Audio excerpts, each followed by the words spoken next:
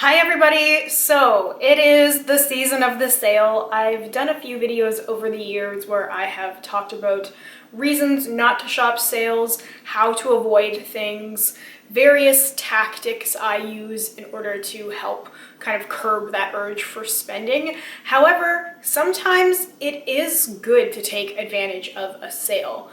Now, this doesn't mean that it's appropriate for everyone, and everybody's circumstances are different. If you are on a no buy, low buy, have some kind of beauty budget, and your main goal is to have less stuff, I would highly recommend avoiding sales and probably not watching this video altogether. I know how easy it can be to justify things to yourself if you want to purchase something. It's really easy to twist words in order to justify anything when it comes to extra spending. So I am on a no buy, or what I consider to be a no buy, because of financial reasons.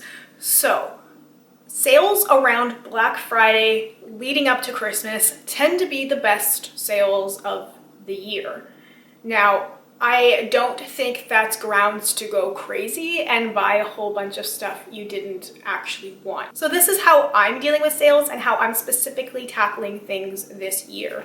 So I saw a couple of posts come up on my Instagram about sales, and I started to feel like, well, I need to take advantage of these things. What if these, no, it's really easy to get caught in that. And if you're one of those people, log off, log out, take a social media detox break, put your focus somewhere else. But sometimes that can be helpful later. So I'll explain kind of what I go through. So I have just a list of things that I put down, and my first question to myself is, do you need things? Very, very simple question. Do you need things? Second questions, are other needs taken care of, such as the actual things that I need to look after, like bills, and also shopping for others. So in my case, I have a few people that I'd be shopping for Christmas. Do I know what I'm purchasing? Have I already purchased things? Like what do I still need for other people in order to account for any extra money that I would be spending? Then I go to what's actually on my list. And this is not influenced by any other sources. So I'm not going to tell you what's on my list because that doesn't really matter to you. What matters to you is specifically what you want, what's on your list, what do you feel like is missing from your collection. So for example, I'll give one example, but it's just a general category. I have foundation on my list. I know what foundation I want. However, that foundation is normally very pricey. From there, from my number one wish list, I can go to that brand and see if they are having any kind of a sale. Is that sale worth it for me? And in this case, it looks like it would be, because there is such a significant discount on that foundation that I want, that would be filling a gap that I am currently missing in my collection for the way that I use makeup. So that would make sense for me. I can note that in my little notebook. This is what I want. This is where I can get it, and this is the price. And that helps me straighten everything out. So I've gone and done that for a number of different categories. I looked at things that I was either completely out of or products that I'm almost out of. And by almost out of, I mean it will be done by the end of the year. So that's what I looked at. And I specifically just looked at my own collection without looking at external sources of what other people are using, what other people are recommending, because that's not relevant to me. What's relevant to me is how I use makeup. So that would be my number one piece of advice for people who struggle with sales and who are easily influenced, to avoid those sort of videos or content where it's strictly just like, here are the things that I recommend you buy, because it might not necessarily relate to you, and you might end up falling for it and buying stuff that you don't actually want, need, or would necessarily like, because it may not actually suit your preferences. You might just be influenced. It's happened to me. It happens to, I think, all of us. So that is how I'm breaking everything down. That way I easily know what I want compared to what the sales are and what that cost would be to me. And then I can decide from there what's actually worth it and what I can wait on. In some cases, a sale may not actually be that dramatic of a discount. It may be 10, 15%. Not really a lot in the long run, and probably what a brand would have later on in the year, because there usually are multiple sales throughout the year. I do find that during like Black Friday time, Cyber Monday, whatever the internet wants to call it, I do find that those sales tend to be the best, where you might see sales of 30, 40, 50%. Those things are the things to look for. I do not advocate buying backups for products or buying products too far in advance. So if you just opened a foundation and it takes you anywhere from 3 months to a year to use that foundation, don't buy a backup immediately, because you may very well hate that foundation by the time you finish it. You may very well have a change in your skin type. So maybe the foundation, you really liked it because it was a matte foundation and your skin was oily, and maybe by next year your skin is drier, so that foundation isn't going to work for you anymore, and you have a backup that's just sitting there. Or your preferences just change. If you're a person who only uses one sort of finish for a foundation, right now, that may be different in a year's time. Your skin may need more coverage, you may want less coverage. There's a whole bunch of different factors, so I don't advocate backups, because that can apply to anything from skincare to your base makeup.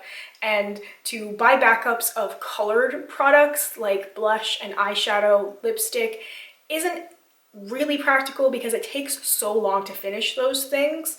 It's nice to have a backup sometimes of something that may be really rare, or something that you know you really love that maybe you've already used like 1 or 2 pans of. I can think of like one example in my case, but that really has to be looked at like a case-by-case basis, because I hear from so many people who are panning things because they had such a surplus of backups because they fell for that, oh, this is limited edition, and then it ended up not being, or because their skin changed, their preferences changed, and then they're sort of hate panning things because they feel bad they spent the money on it and they don't want to waste it. And it just could be avoided by avoiding the unnecessary spending, because you have to remember that the sales will come around again. This is not the last sale for the rest of your life. The sales will keep happening, and if you're able to wait until a sale comes around again, you'd probably be in a better place and you'd be able to make a smarter decision. Now, there are always exceptions. If it's a holy grail product, if it's something you've used for years and years and years, and it's the product you keep going back to, and you're half finished a tube of it, and you feel like buying another one because it's on sale, or they have some sort of special where it's like buy one, get one free, just an example, maybe that might be worth it just because of your own history. Again, it's a case-by-case basis, product by product and person by person. It's impossible to specifically tell you what's right for you. It's really about you looking and being honest with yourself, which I feel like a lot of people aren't around the holiday times, because they're like, oh, it's 20% off, I can justify all this stuff.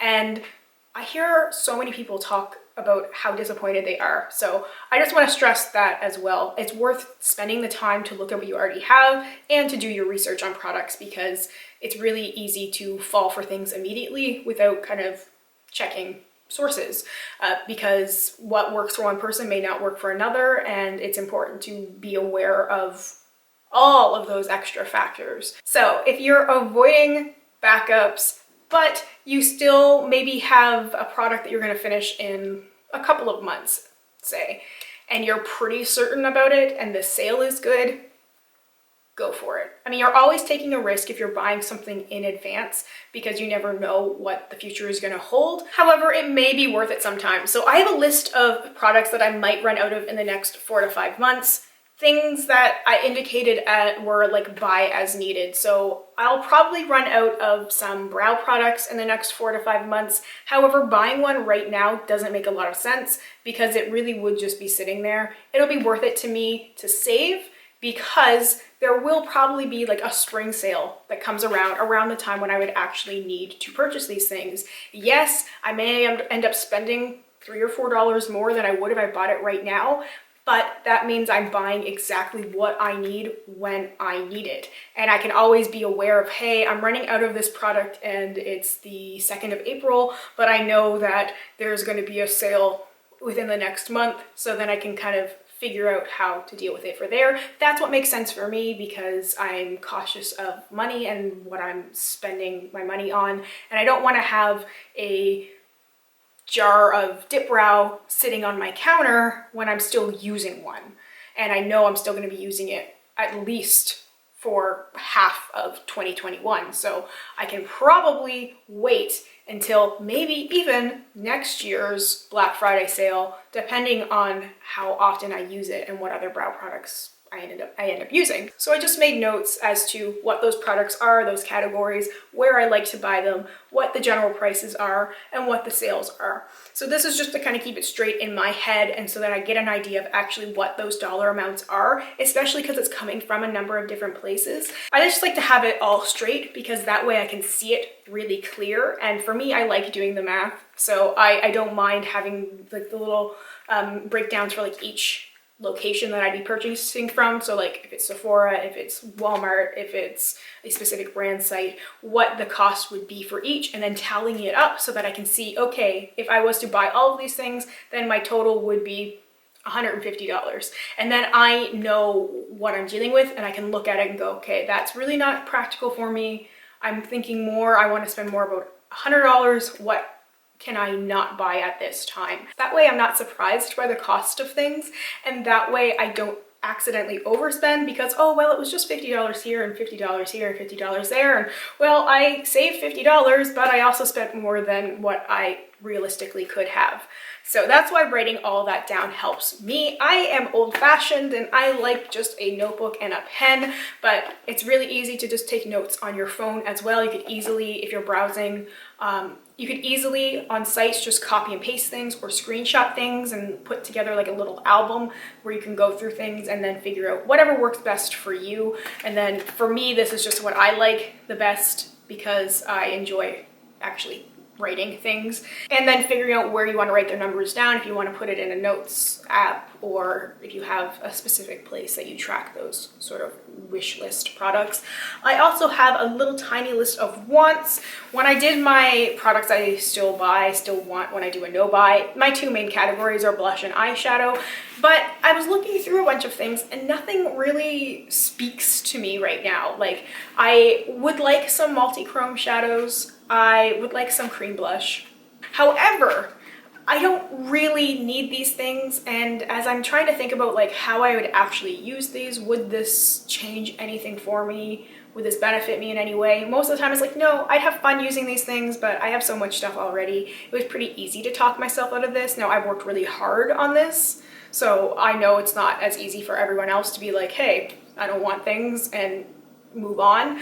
That's just where I am at this point, and I'm very proud of myself for that. So I have no plans on purchasing specific wants. I just have plans on purchasing a couple of things that I am out of or running very low of, things that I know I'd be finished within the next month or two that I'm confident that I want to keep using, because there's most of these cases are repurchases of products that I'm very familiar with and things that I really enjoy using. So I feel very comfortable and confident tackling these sales, and I feel like I can handle it appropriately because I feel like I have all the right tools at my disposal. I feel like I'm in the proper headspace. I feel like I have spent many years working on this so that I don't fall for the sale temptation.